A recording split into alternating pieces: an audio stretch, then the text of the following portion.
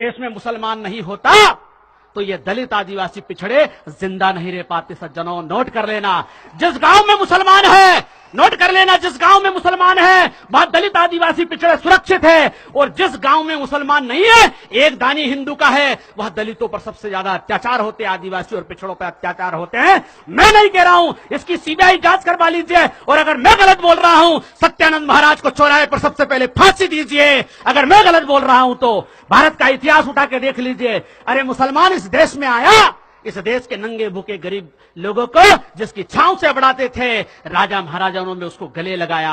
अरे मलिक काफूर जो कहां का रहने वाला था, गुजरात का रहने वाला था, मलिक काफूर भंगी समाज का था। अरे उसके हाथ में तलवार दी, ट्रेनिंग दी और उसको हिंदुस्तान का बादशाह बनाया।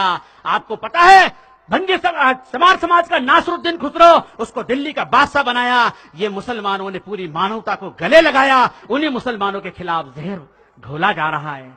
सज्जनों, मैं आपको कुछ बातें बताना चाहता हूं। इतिहास को हिंदू मुसलमान के नजरिए से मत देखिए।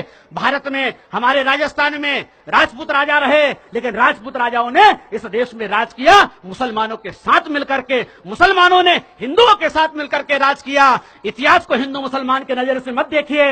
हल्दी घाटी का युद्ध हुआ, उसमें राणा प्रताप की तरफ से पठानों ने लड़ाई लड़ी और अकबर की तरफ से राजा मान सिंह ने लड़ाई लड़ी, वो हिंदू थे। आपको पता होना चाहिए कि शिवाजी महाराज को गिरफ्तार करने के लिए राजा मान सिंह गया था, लेकिन शिवाजी महाराज के सबसे अच्छे तीरंदाज, तोपखाने के इंचार्ज और उनके जहाजी बेड़े के नौसेना के इंचार्ज सारे मुसलमान थे। इसलिए सज्जनों, इतिहास को हिंदू और मुसलमान के नजरिए से देखना छोड़ दीजिए।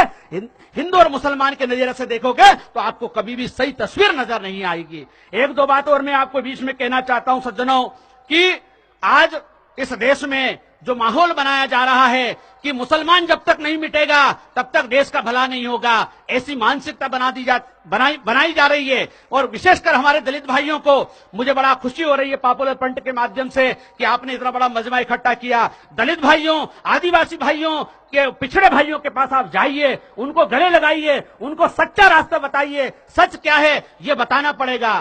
सज्जनों, जो लोग संविधान का विरोध करते हैं, आरक्षण का विरोध करते हैं, क्यों करते हैं?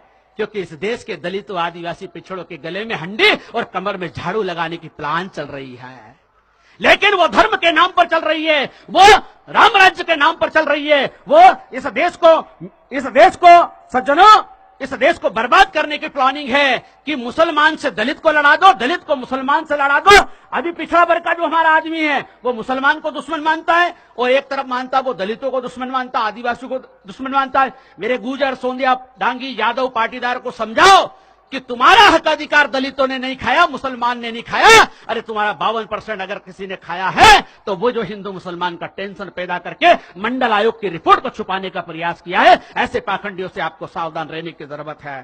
सज्जनों, बहुत कुछ बातें हुजूर पाक सल्लल्लाहु अलैहि वसल्लम ने अपने बयान में फरमाया था कि मां की गोद से लेकर कब्र तक इल्म हासिल करो, और इल्म हासिल करने के लिए चीन जाना पड़े तो चीन चले जाओ। अरे मेरे भाइयों, ऐसी सुन्नत और ऐसी सीरत है मेरे हुजूर पाक सल्लल्लाहु अलैहि वसल्लम की, ऐसी हदीस है। अपनी कौम में लीडर पैदा करो, ज्ञानी पैदा करो, विद्वान पैदा करो, पूरी दुनिया का इल्म हासिल करो, राजनीति का, धर्म का, दर्शन का, मनोविज्ञान का, सारी दुनिया की किताबें पढ़ो। और जब आपके पास इल्म होगा तो इल्म की ताकत से जालिम डरता है। इसलिए सज्जनों, इल्म हासिल करो। एक बाबा साहब डॉक्टर अम्बेडकर थे, 33 करोड़ देवता और 24 अवतार मिलकर के भी एक भंगी चमार बलाई बसोड़ बागरी बरमुंडो को विधायक सांसद नहीं बना दिया, लेकिन बाबा साहब डॉक्टर अम्बेडकर के संविधान ने राष्ट्रपति बना दिया। ये कलम की ताकत है। सज्जनों, अंत में सिर्फ ये कहना चाहता हूं, मैंने हिंदू, मुस्लिम, जैन, बौद्ध, पारसी, ईसाई सब धर्मों का अध्ययन किया।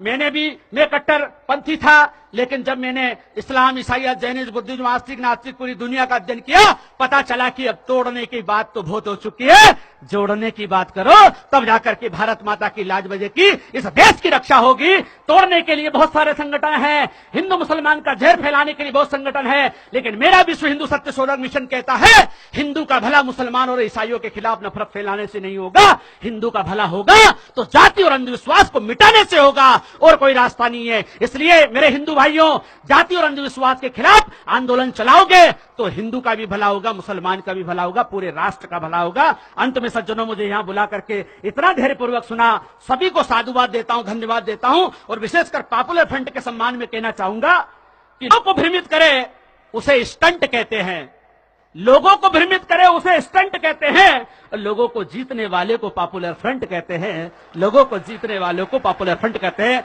बहुत बहुत साधुवाद, धन्यवाद। आप सभी के कल्याण की कामना करते हुए मैं अपनी वाणी को यहीं पर विराम देता हूं।